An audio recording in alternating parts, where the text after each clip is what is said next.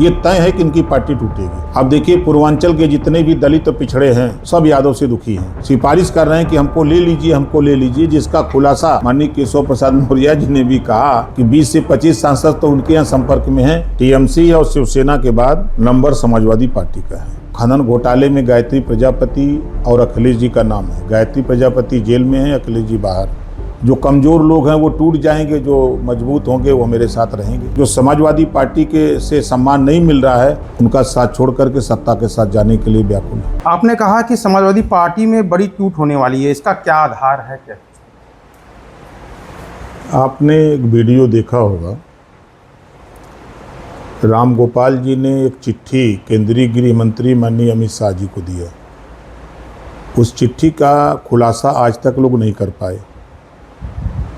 राम गोपाल जी बताऊं कि क्या लिखा है। इधर सरकार ने जितने भी मुकदमे सीबीआई और ईडी या किसी तरह के मुकदमे पंजीकृत हैं सबकी गिरफ्तारी पर तेजी की है। इसको लेकर भयभीत हो गए समाजवादी पार्टी का कुनबा, खासतौर से अखिलेश जी का परिवार, क्योंकि खनन घोटाले में गायत्री प्रजापति और अखिलेश जी का नाम है। गायत्री प्रजापति जेल में है, अखिलेश जी बाहर।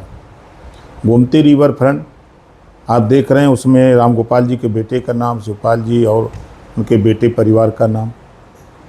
तो उन्होंने अपनी सुरक्षा के लिए गुहार लगाई है कि ये हम लोगों को सुरक्षित रखिए, हमारे सांसद जितना आपको ज़रूरत हो ले जाइए। दूसरा, आपने अभी कल अखिलेश जी का बयान दिखा। उन्होंने कहा कि भारतीय जनता पार्टी ने हमारे एमएलए और एमएलसी को भी तोड़ लिया है। जो कमज़ोर लोग हैं वो टूट जाएंगे, जो मजबूत होंगे वो मेरे साथ रहेंगे। अभी कल अखिलेश जी ने स्वीकार कर लिया कि हाँ, मतलब उनके बयान से ये लगा कि जो उनकी पार्टी में समाजवादी पार्टी से उपेक्षित लोग हैं, जो समाजवादी पार्टी के से सम्मान नहीं मिल रहा है, वो लोग उनका साथ छोड़ करके सत्ता के साथ जाने के लिए व्याकुल है। उस गुप्त चिट्ठी में क्या है और समाजवादी पार्टी के कितने सांसद टूटने वाले हैं, क्या कहना चाहेंगे? अब इसका खुलासा तो या तो राम गोपाल जी कर सकते हैं या तो टूट के बाद आपको मालूम हो जाएगी।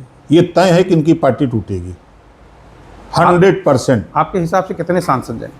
अब देखिए, पूर्वांचल के जितने भी दलित और पिछड़े हैं सब यादव से दुखी हैं। ये पीडीए की बात करते हैं और पिछड़ों को अपमानित करते हैं। ये दलित की बात करते हैं, दलित सांसदों को सम्मान नहीं देते हैं। तो ये नौजवान हैं और ये अपने सम्मान के भूखे लोग हैं कि हम सांसद बने तो हमें सांसद का सम्मान मिलना चाहिए, लेकिन समाजवादी पार्टी में उनको सांसद का सम्मान नहीं मिल रहा है। इस नाते पूर्वांचल के कई सांसद, दलित सांसद, पिछड़े सांसद ये भारतीय जनता पार्टी के संपर्क में हैं, सिफारिश कर रहे हैं कि हमको ले लीजिए, हमको ले लीजिए, जिसका खुलासा माननीय केशव प्रसाद मौर्य जी ने भी कहा कि 20 से 25 सांसद तो उनके यहाँ संपर्क में हैं कि हमको ज्वाइन करा दीजिए, लेकिन वो मन तैयार नहीं है। उन्होंने भी स्वीकार किया। तो कहीं ना कहीं देखिए धुआं उठा है, तो कहीं ना कहीं तो आप एक बलिया की भी बात कर रहे हैं कि बलिया से कोई भाई, कल ब्राह्मण सम्मेलन में जिस तरह नाराज होकर के बलिया के सांसद चले गए उठ के, अब सम्मान देने की बजाय जो अपमानित कर रहे हो बुला करके, तो क्या करेंगे? वहाँ से छोड़ करके नाराज होके गए ना। क्यों नाराज हुए?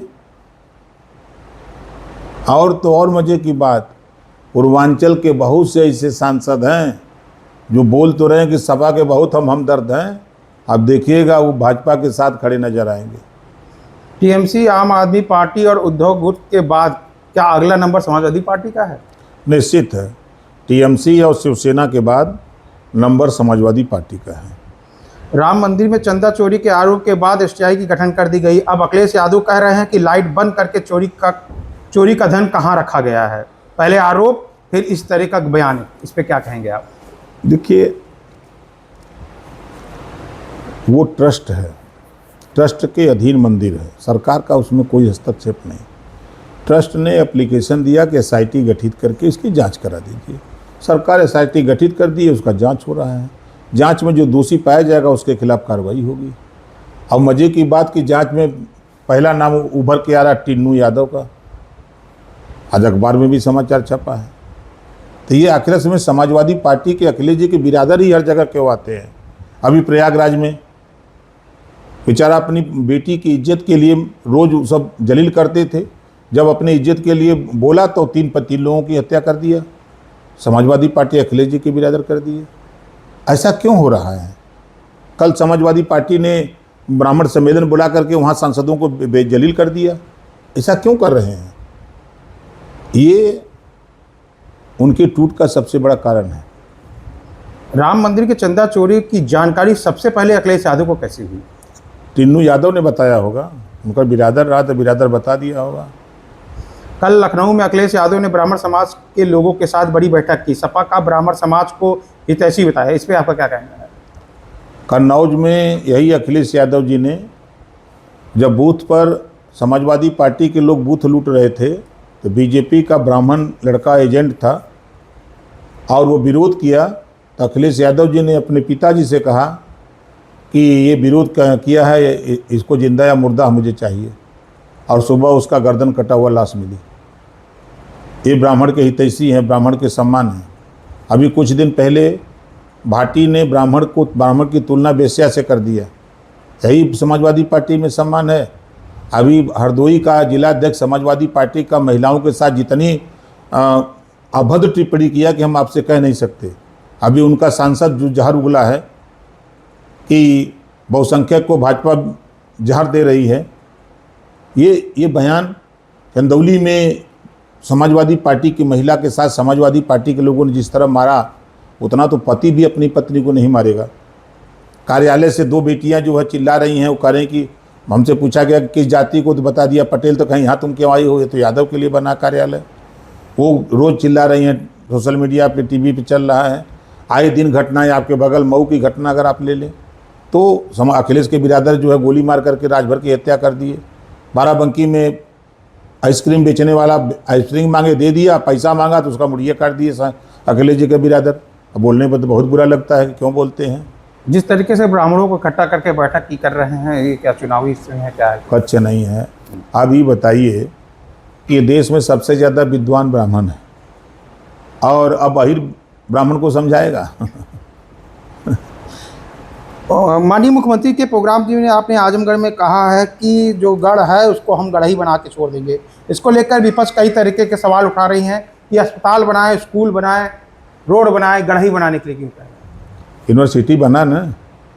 जो काम समाजवादी पार्टी के मुखिया अखिलेश यादव जी नहीं कर पाए 5 साल, मुलायम सिंह जी नहीं कर पाए, और उस गढ़ में हम लोगों ने यूनिवर्सिटी खोल करके बता दिया कि देखो तुम्हारे गढ़ में हम एक यूनिवर्सिटी महाराजा सुहेल देव विश्वविद्यालय खोल करके दिया। तुम नफरत, तुम गुंडागर्दी, तुम लड़ाई झगड़ा कर सिखाते हो, और हम लोगों को शिक्षा देने का काम करते हैं। हम मेडिकल कॉलेज खोल रहे हैं, हम मेडिकल कॉलेज बना रहे हैं, हम लोगों के इलाज की बात कर रहे हैं। और जो आप लोगों ने यहाँ ये बना रखा है कि समाजवादी पार्टी का गढ़ है, समाजवादी पार्टी का घर है, यहाँ समाजवादी पार्टी के लोग ही खाली रहते हैं, उस घर से आतंकवादी गतिविधि में लिप्त लोग पकड़े क्यों जाते हैं? और संरक्षण देते हो आप लोग, समाजवादी पार्टी के लोग, ये नेता संरक्षण देते हैं तब नहीं यहाँ रहते हैं। जब आपके गढ़ में, आपके घर में पकड़ा जाए कोई, तो ये मान लिया जाएगा कि आप उसको संरक्षण देते हो। अखिलेश यादव ने आरोप लगाया है कि आप केवल राजनीतिक फायदे और सीट के सौदे के लिए बीजेपी के पक्ष में बयानबाजी करते हैं। एक समय था जब आप खुद अखिलेश यादव के साथ मन साझा करते थे और बीजेपी सरकार पर सवाल उठाते थे तब न, अब आज तो है नहीं न। जब आपने ओम प्रकाश राजभर की ताकत, ओम प्रकाश राजभर की नहीं समझा, आपने ओम प्रकाश राजभर को अपमानित किया, जिल्लत की ज़िंदगी झिलवाया। हम इसी आजमगढ़ में 45 डिग्री टेम्परेचर में हम 300 आदमियों को लेकर के आपके धर्मेंद्र का प्रचार कर रहे हैं, धर्मेंद्र यादव का, और आप एसी में बैठ करके वहाँ से खाली मजा ले रहे हो।